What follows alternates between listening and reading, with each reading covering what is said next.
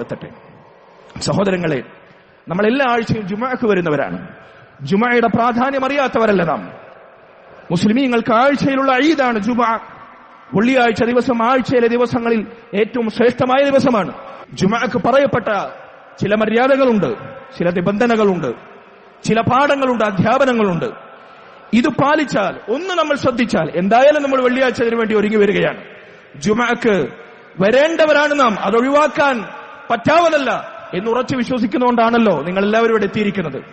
ആ പ്രേരകമാണല്ലോ, ആ ചിന്തയാണല്ലോ നമ്മെ ഈ മസ്ജിദിൽ ഒരുമിച്ച് കൂട്ടിയത്. ആ അർത്ഥത്തിൽ ഞാൻ സൂചിപ്പിക്കട്ടെ, ഒന്ന് ശ്രദ്ധിച്ചാൽ, ആഴ്ചയിൽ ഒരു ദിവസം ഈ മഹത്തായ ദിവസത്തിന് വേണ്ടി ഒന്ന് ശ്രദ്ധിച്ചൊരുങ്ങി വന്നാൽ നമുക്ക് ലഭിക്കുന്ന പ്രതിഫലത്തിന്റെ വാഗ്ദാനം ചില്ലറയല്ല. കഴിഞ്ഞ ഖുതുബകളിൽ നമ്മൾ സൂചിപ്പിച്ചതുപോലെ വമ്പിച്ച പ്രതിഫലം.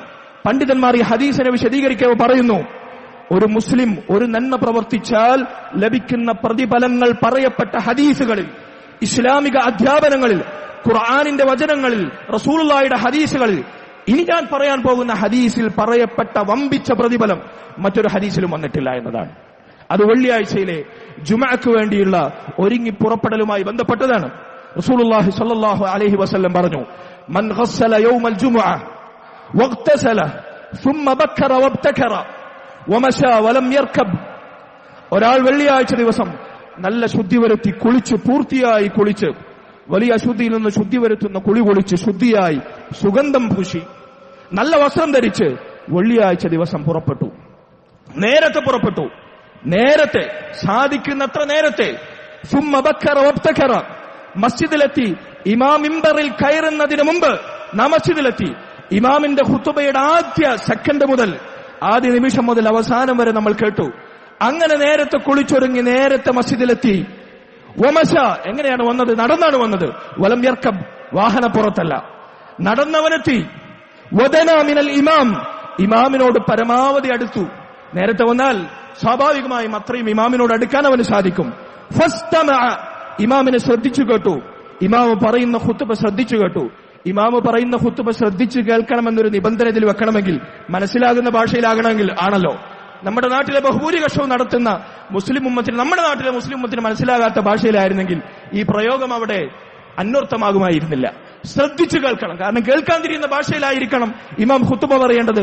ഫസ്തമഅ വലം യൽഗു, ഒരു അനാവശ്യവും പ്രവർത്തിച്ചില്ല. അനാവശ്യമെന്ന് പറഞ്ഞാൽ ജുമുഅയുടെ സദസ്സിലെ അനാവശ്യത്തെപ്പറ്റി അള്ളാന്റെ റസൂൽ സ്വല്ലല്ലാഹു അലൈഹി വസല്ലം പറഞ്ഞു, സംസാരിക്കുന്നവരോട് ഉസ്കുത്, നീ മിണ്ടരുതെന്ന് പോലും, മിണ്ടുന്നവനെ മിണ്ടാതിരിക്കുന്ന പോലും പറയരുത്.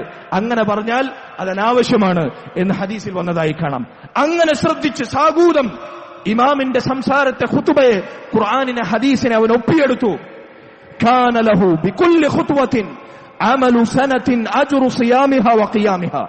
അങ്ങനെ അവൻ ഈ ഉദ്ദേശത്തോടുകൂടി ഇങ്ങനെ ഖുതുബ കേൾക്കാൻ, ജുമുഅയുടെ പ്രതിഫലം ആഗ്രഹിച്ചുകൊണ്ട് നടന്നു വരുന്ന അവന്റെ ഓരോ കാൽവെപ്പിനും ഒരു വർഷത്തെ നോമ്പനുഷ്ഠിക്കുന്നവന്റെ, ഒരു വർഷം തഹജ്ജുദ് നിന്ന് നിസ്കരിക്കുന്നവന്റെ പ്രതിഫലം ഒരു കാൽവെപ്പിന് അല്ലാഹു നൽകുമെന്നാണ്. യാ സുബ്ഹാനല്ലാഹ്, ഒരു കാൽവെപ്പിന്. ഒരാൾ ജുമുഅക്ക് ഇങ്ങനെ നടന്നു വരുന്നത് 1000 കാൽവെപ്പുകൾ കൊണ്ടാണ്, 100 ചുവട് വെച്ചുകൊണ്ടാണ്. നോക്കൂ നിങ്ങൾ, 1 കിലോമീറ്റർ നടന്നിട്ടാണെങ്കിൽ, 1/2 കിലോമീറ്റർ നടന്നിട്ടാണെങ്കിൽ എത്ര കാൽവെപ്പ് നമ്മൾ വെക്കും? അത്രയും വർഷത്തെ ഒരു പുരുഷായുസ് കൊണ്ട് നമുക്ക് നേടിയെടുക്കാവുന്നതിനേക്കാൾ എത്രയോ 10 മടങ്ങ് ഇരട്ടി പ്രതിഫലം ഒരു വർഷം ഒരു കാൽവെപ്പിന് നോമ്പനുഷ്ഠിക്കുന്ന, നിന്ന് നിസ്കരിക്കുന്ന, രാത്രി നിസ്കരിക്കുന്ന കൂലിയാണ് ജുമുഅക്ക് ഇങ്ങനെ എത്തിയാലുള്ളത്. എത്ര വർഷങ്ങളായി, എത്ര കാലമായി ഈ പ്രതിഫലം നമ്മൾ നഷ്ടപ്പെടുത്തുന്നു. സഹോദരങ്ങളെ, ഇമാമ് ഖുതുബക്ക് മിമ്പറിൽ കയറുന്നതിന് മുമ്പെങ്കിലും എത്താൻ നമുക്കെന്താണ് തടസ്സം?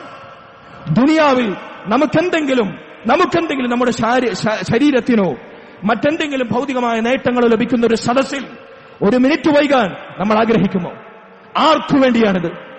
അള്ളാഹുവിന്റെ ദീനിൽ നമ്മൾ ചെയ്യേണ്ടത് അമലുകൾ അള്ളാഹ് പറഞ്ഞതുപോലെ, അള്ളാഹിന്റെ റസൂൽ പറഞ്ഞതുപോലെ നിർവഹിക്കണം. നമുക്ക് തോന്നിയതുപോലെ നിർവഹിച്ചാൽ അള്ളാഹു രേഖപ്പെടുത്തുന്ന പ്രതിഫലം ആരാണ് നമുക്ക് നൽകുക? അള്ളാഹു അല്ലാതെ. അവിടെ പിടിച്ചു വാങ്ങാൻ, ശുപാർശ ചെയ്യാൻ ഒരു മധ്യസ്ഥനും ഉണ്ടാകുകയില്ല, ഒരു ശുപാർശകനും ഉണ്ടാകുകയില്ല. അള്ളാഹു നിശ്ചയിച്ചത് അള്ളാഹുവിൽ നിന്ന് തുറന്നു കിട്ടണമെങ്കിൽ അവൻ നിശ്ചയിച്ചതുപോലെ പ്രവർത്തിക്കണം. ഞാൻ നിങ്ങളും ശ്രദ്ധിക്കുക. അള്ളാഹു തൗഫീഖ് നൽകുമാറാകട്ടെ. വസല്ലല്ലാഹു വസല്ലമ വബാറക അലാ നബീന മുഹമ്മദിൻ വഅലാ ആലിഹി വസഹ്ബിഹി അജ്മഈൻ വൽഹംദുലില്ലാഹി റബ്ബിൽ ആലമീൻ.